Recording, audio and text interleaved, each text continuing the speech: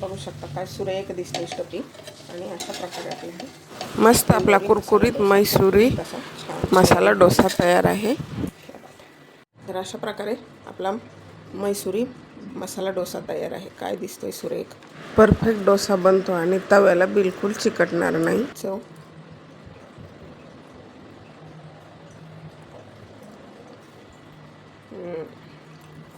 लाजवाब टेस्ट. स्वयंपाकघरात बनवलेला आहे मैसुरी मसाला डोसा. साधी सोपी पद्धत आहे. बॅटर कसं बनवायचं, किती भिजवायचं, त्याचं प्रमाणबद्ध रेसिपी आहे. आणि त्यामधील जी पोळी चटणी असते ती कशी बनवायची आणि मस्त लागते ती चटणी. तर सर्व स्टेप बाय स्टेप माहिती सांगितलेली आहे आणि एकदम छान असा बनतो. तर व्हिडिओ पूर्ण पहा, तुम्हालाही आवडेल. व्हिडिओ पूर्ण पहा आणि व्हिडिओ जर आवडला तर व्हिडिओला लाईक करा. चॅनलवरती नवीन असाल तर सबस्क्राईब करा. बेल बटनावरती क्लिक करा म्हणजे नवीन व्हिडिओचं नोटिफिकेशन सर्वात पहिल्यांदा आपल्याला मिळेल. चला तर मग रेसिपीला लगेचच सुरुवात करूया. मसाला डोसा बनवण्यासाठी हे घेतलेले आहे 3 कप तांदूळ, राशींचे तांदूळ आहेत आणि 1 कप उडदाची डाळ आणि 1 चमचा मेथी दाणे. तर यांना आपल्याला 5 तासासाठी भिजत ठेवायचे.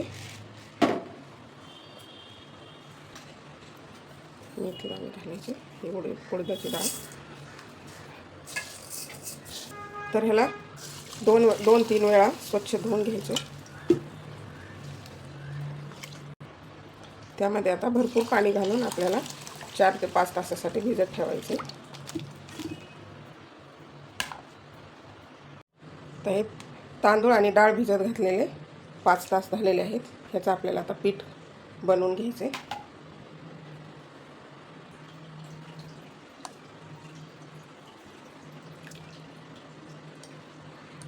तर आता हे आपल्याला डाळ आणि तांदूळ मिक्सर ग्राइंडरमध्ये घेऊन त्याचं पीठ बनवायचं. आपल्याला इडलीसारखं इतकं जाडसर पीठ नाही बनवायचं, थोडंसं असं बारीक करायचं.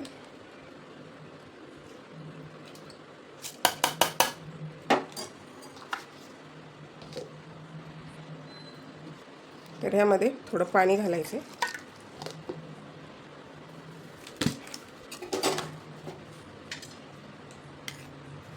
तर असं हे छान बारीक झालेलं आहे.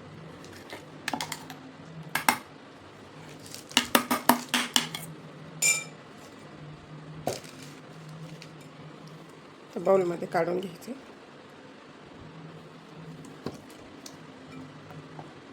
सर्व पीठ अशा प्रकारे काढून घ्यायचे आपल्याला.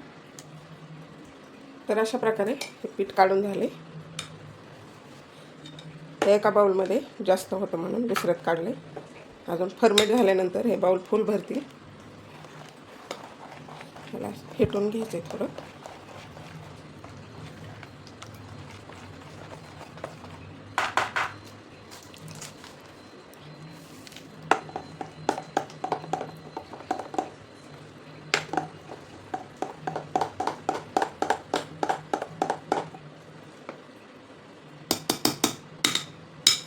तर अशा प्रकारे आपलं हे पीठ बनवून झाले. आता ह्याला ओव्हरनाईट भिजू द्यायचे.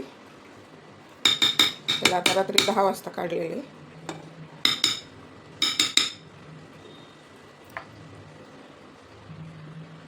तर आपण आज बनवतोय मैसूरचा मसाला डोसा. तर मैसुरी मसाला डोसा असतो त्याला एक पोळी चटणी असते. तर आपल्याला ती पोळी चटणी बनवून घ्यायची. तर त्यासाठी 10 बेडगी मिरची त्यामधील बी काढून कडक पाण्यामध्ये भिजत ठेवल्या होत्या पाऊण तास. तर हे छान भिजलेले आहेत. आता आपल्याला ह्याची पोळी चटणी बनवून घ्यायची. त्याला पोळी मसाला पण म्हणतात किंवा नुसती पोळी पण म्हणतात. तर त्यासाठी साहित्य ह्या मिरच्या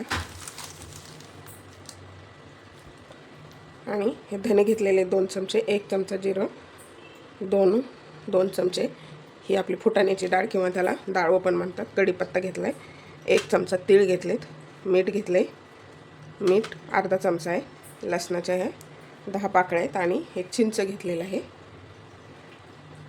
तर आपल्याला ह्याची चटणी बनवून घ्यायची, पोळी चटणी. तर अगोदर आपल्याला हे जे कोरडे मसाले आहेत त्याची पावडर बनवायची. धने, जिरे, डाळ, तीळ, मीठ, जे कोरडे जे मसाले ते फिरवून घ्यायचे आपल्याला अगोदर. तर आता ह्याची पावडर तयार झाली.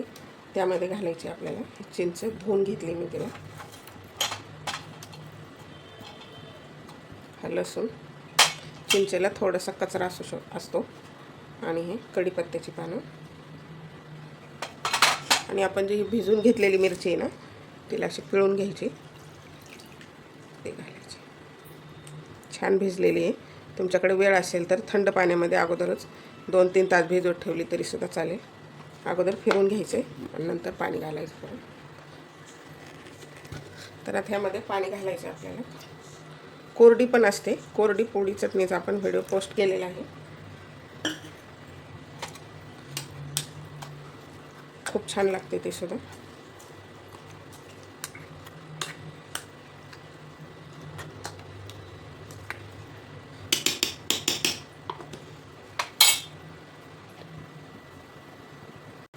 तर अशा प्रकारे आपली ही कोरडी चटणी तयार आहे.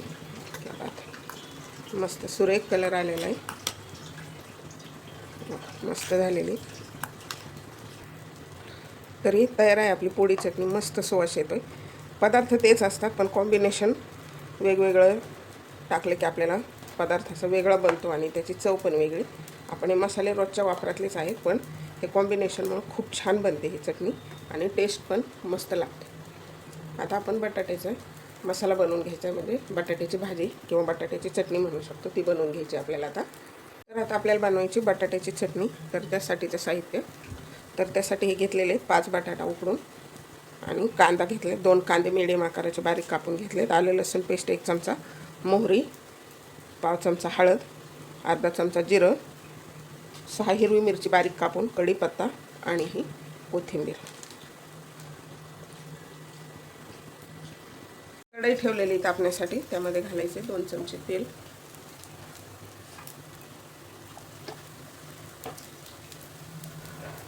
तेल तापलं की घालायची मोहरी. मोहरी तडतडली जिरं घालायचे.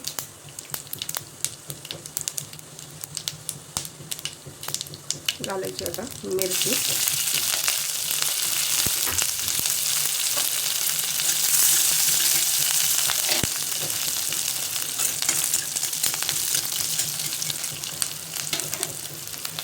कढीपत्ता.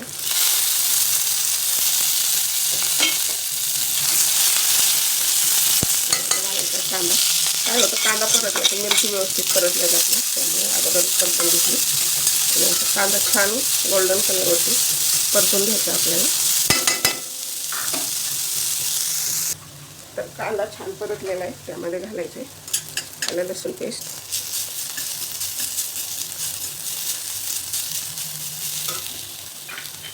थोडंसं तेल घालायचं आलं लसूण पेस्ट परतण्यासाठी.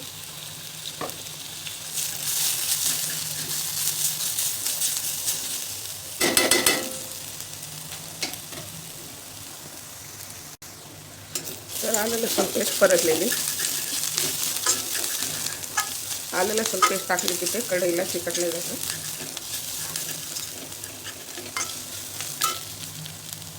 आता टाकायचे हिंग, हळद आणि कोथिंबीर.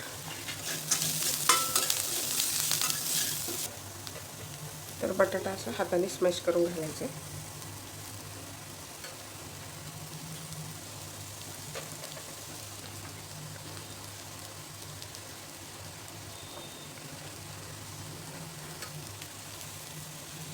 बटाटा उकडताना काय करायचं, पाणी कमी वापरायचं. म्हणजे असं जास्त भाजी बनवताना ती जास्त अशी पाणी राहत नाही भाजीमध्ये आणि छान सुकी बनते.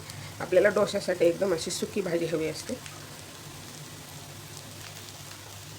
तुम्ही जर कुकरमध्ये शिजवत असाल तर धुवून घ्यायचे बटाटे आणि अगदी थोडं बटाट्याच्या बुडाला पाणी राहील असंच टाकायचं आणि पातेल्यामध्ये सुद्धा धुवून घ्यायचे आणि कमीच पाणी टाकायचं.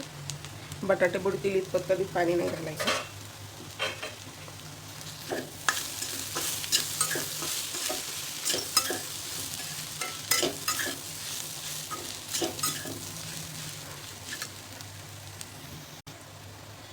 तर त्यामध्ये घालायचे पाव चमचा मीठ, मीठ थोडंसं जपूनच वापरायचं आहे. आपण जे पोळी चटणी बनवलेली त्याला पण मीठ आहे, डोश्यामध्ये मीठ, बॅटरमध्ये पण मीठ आहे.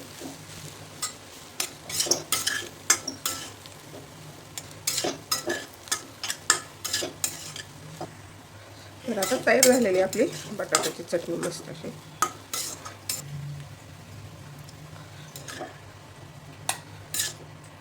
तर आता आपली ही बटाट्याचा मसाला पोळी चटणी तयार झालेली आता आपल्याला.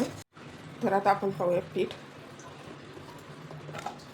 वा, मस्त फर्मेंट झालेले बघू शकता, खूपच छान.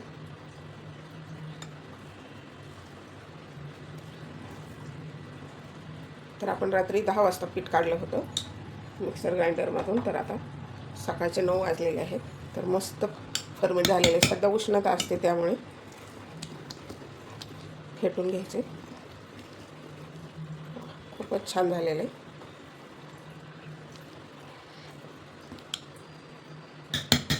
छान असे बबल्स येत आहेत त्यावरती.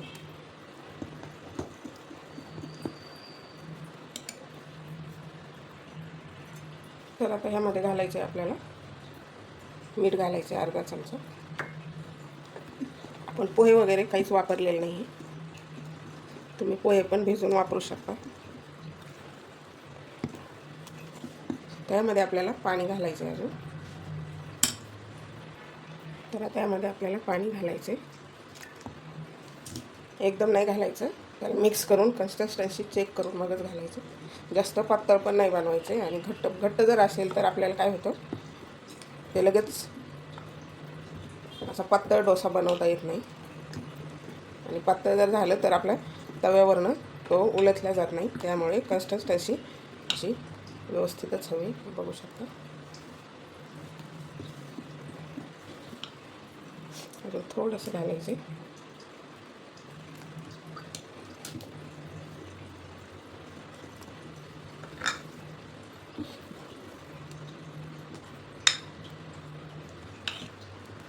कधीच बॅटर घट्ट नाही ठेवायचं आणि जास्त पातळही नाही बनवायचे.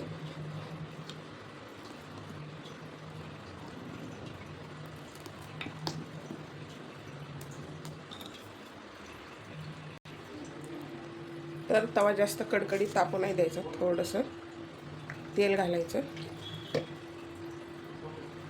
आणि त्याला पुसून घ्यायचं.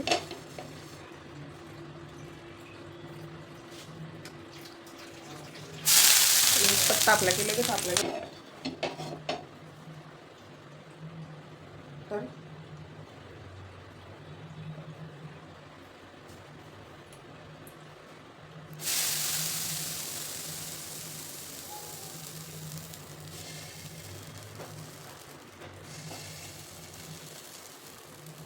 तर परफेक्ट झालेलं आहे बॅटर. व्यवस्थित असं पातळ पसरवून घ्यायचं आहे.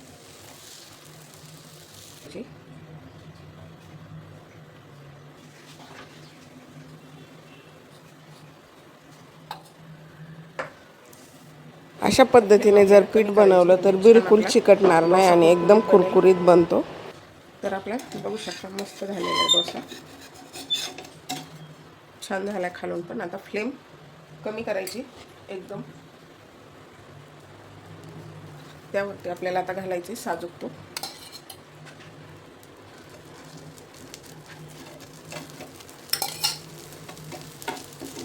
भरपूर साजूक तूप असतं हा मैसूर मसाला डोसामध्ये. आणि पोळी चटणी म्हणलं की तूप आलंच. आणि हे चटणी आपल्याला कितपत तिखट आवडते त्या हिशोबाने. तशी चटणी तिखट नसते. जर तुमच्याकडे मिरच्या नसतील तर बेडगी मिरचीची जी मिरची पावडर मिळते ती जरी असे चटणीमध्ये टाकली तरी काही हरकत नाही. काय सुरेख दिसते. आता ह्यावरती घालायचे बटाट्याचा मसाला, म्हणजे आपली बटाट्याची भाजी चटणी काय जे म्हणायचं.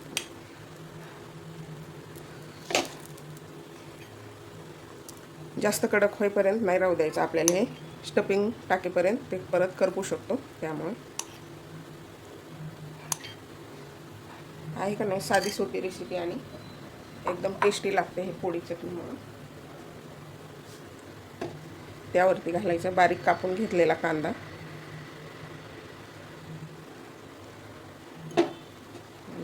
थोडीशी कोथिंबीर. काय सुरेख दिसते बघू शकता. आणि तर अशा प्रकारे आपला हा मैसुरी मसाला डोसा तयार आहे. क्या बात. तर अशा प्रकारे आपला हा मैसुरी मसाला डोसा तयार आहे. काय सुरेख दिसते स्टफिंग बघू शकता. तर अशाच प्रकारे आपल्याला बनवून घ्यायचेत अजून.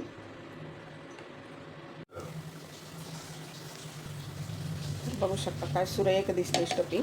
आणि अशा प्रकारे आपल्याला इंदोरी मसाला डोसा कुरकुरीत असा छान तयार झालेला आहे. तर मस्त असा कुरकुरीत आपला मैसुरी मसाला डोसा तयार आहे.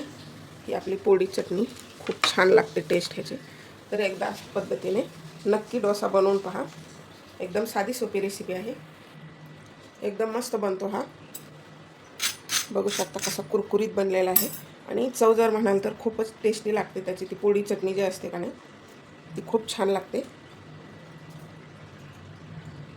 तर तुम्हाला आवडेल तर व्हिडिओ थोडा जरी आवडला असेल तर व्हिडिओला लाईक करा. चॅनलवरती नवीन असाल तर सबस्क्राईब करा आणि बेल बटनावरती क्लिक करा म्हणजे नवीन व्हिडिओचं नोटिफिकेशन सर्वात पहिल्यांदा आपल्याला मिळेल. चला तर मग भेटूया अशाच छानशा एका रेसिपीमध्ये. तोपर्यंत बनवून खात राहा, आनंदी राहा. वेळात वेळ काढून व्हिडिओ पाहिल्याबद्दल धन्यवाद.